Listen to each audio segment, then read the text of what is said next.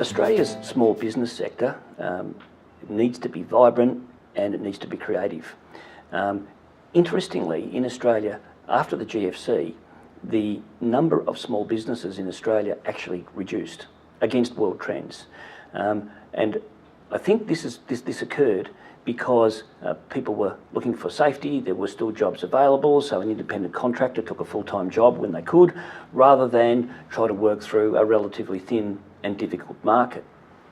Moving into the future, unless we have significant growth in our micro business, which is the 1 and 2 person enterprises and independent contractor businesses, unless we have significant growth in that, we will not have leading edge innovation and leading edge ideas. And the reason for that is that in those smaller businesses, there tend to be more and a high percentage of creatives who have got an app or got an idea, they've got some art, or they've got a retail concept.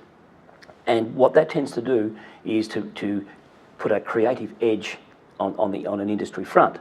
Now, that's critically important, but also as we move through the sector sizes, of course, the small and medium-sized enterprises themselves then purchase or absorb those businesses, and they themselves improve. And so a good example would be my business, which has actually absorbed other businesses because we actually wanted their technology.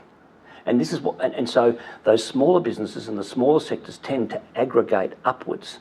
And so what you then get is a much more vibrant small, medium enterprise situation. So critical it is. And the issue with that is that you need to have affordable office space, employment space, you need to be able to live, you need housing prices that are affordable so that you can take risks.